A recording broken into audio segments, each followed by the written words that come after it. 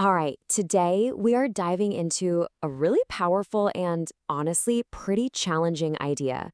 It comes from the autobiography of Reverend Sun Moon, and it's all about a vision for healing deep historical wounds, but not through politics or big treaties, but through something incredibly personal: marriage.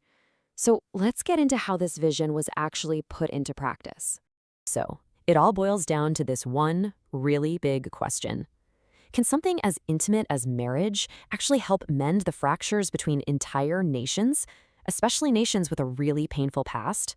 Well, that's exactly the idea we're going to explore through two pretty compelling stories. So let's start with our first story. The author presents this one as a kind of shining example of the whole concept in action. And it doesn't begin with some grand, sweeping gesture. No, it starts with quiet, tireless service that eventually got the attention of an entire community. And this wasn't just some private family story. This actually made the news in Korea. We're talking about a Japanese woman named Kazuko Yashima who was living in Miryang, Korea, and she got recognized for her just extraordinary devotion to her Korean husband's family. So what did she do that was so special?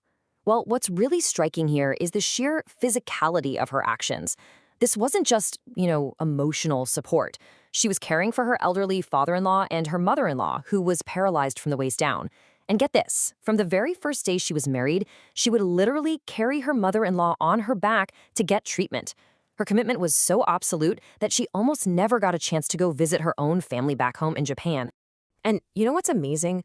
When the community put her up for an award, her reaction was just pure humility. She actually protested, saying, "I was merely doing what was right." And that response is really key to the author's point. What everyone else saw as this incredible, extraordinary sacrifice, she just saw as her natural duty to her family. Okay, so you're probably wondering, how did this Japanese woman even ends up in Korea doing all this? Well, her story is actually part of a much bigger program, one designed specifically with the goal of healing national wounds. You see, Kazuko came to Korea through what the author calls international and intercultural marriages. And this is the core idea right here. It's a program that intentionally matches men and women across the very lines that have divided people throughout history.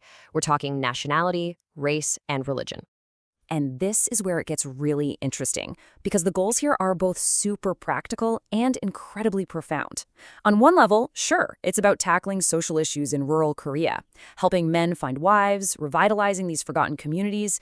But on a much, much deeper level, the stated purpose is to literally tear down the walls between nations, specifically targeting that historical animosity between Korea and Japan. And you can see the impact of this on the ground, literally. According to the source, in one rural elementary school, more than half of the 80 students were children from these international marriages. The principal even said he prayed every day that the families wouldn't move away, because if they did, the school would have to shut down. It's a direct line from this big, global idea right down to the survival of a small, local community. But, it's one thing to talk about healing national wounds in theory. What happens when those walls in the heart are built from deep personal trauma? The next story tackles this head-on, with a conflict that seems just completely insurmountable. So, the scene is set back in 1988. A young, well-educated Korean man from the church gets matched with a Japanese woman. Sounds straightforward, right? Well, his family's reaction was anything but. His father's response? It was just immediate, pure rejection. Those words, "Of all the women in the world, you have to marry a Japanese," they cut right to the heart of a really deep-seated hatred. And to understand why he felt that way, you have to look at his past. You have to understand, this father's anger wasn't just some abstract prejudice. No, this was forged in real, personal suffering. During the Japanese occupation, he was forced into labor at a coal mine. He ended up risking his life to escape, walking for over a month just to find a boat back to Korea. That experience left him with what the text calls a tremendous, lifelong hatred for Japan. So all that trauma, all that pain, it led to this absolute line in the sand.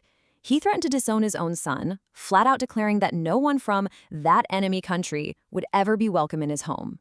The battle line was drawn. Now, you might think that would be the end of it, but no. Despite his father's threats, the young man went ahead with the marriage. And what happened next wasn't some quick, happy resolution. It was a decade, a 10-year process of enduring pure hatred, all in the hope of finding some kind of redemption. For years, and I mean years, the father-in-law basically made his new daughter-in-law his emotional punching bag.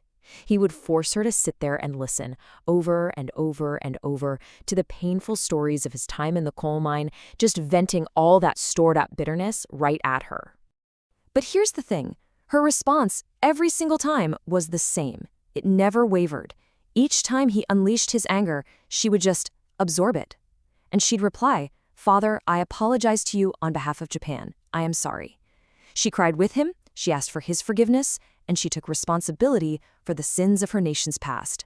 And this might be the most staggering part of the whole story. This cycle didn't last for a week or a month. Get this, it went on for 10 years. For an entire decade, she consistently met his hatred with apology and with empathy. And after a whole decade of this, something finally shifted. Something broke. His relatives started to notice the change. The man who used to just vent his anger now treated her with genuine warmth and kindness. The woman he once saw as the enemy, he now saw as his daughter-in-law. And this is the real heart of it right here. When his family asked him what changed, why he was different, he told them, "I don't hate her anymore. All the hatred that had accumulated in my heart has gone away." And he was crystal clear about why. Because of her, it has all disappeared. You see, he wasn't just venting at her. He was venting the hatred out of himself. And her response was the key that unlocked it all. So, how does the author wrap this all up? Well, he frames this incredible 10-year ordeal with a really powerful conclusion. In his view, the daughter-in-law, through her decade of patience and apology, essentially paid for the sins of the Japanese. He holds up her journey as a living, breathing example of the path of redemption, a model for how deep historical hatred can actually be dissolved. And that leaves us with a final, pretty challenging question to think about. The author holds this up as a template for achieving peace. So what does this intense, incredibly personal story of absorbing a decade of anger just to melt a frozen heart? What does it really suggest about the cost, the timeline, and the very nature of forgiveness itself?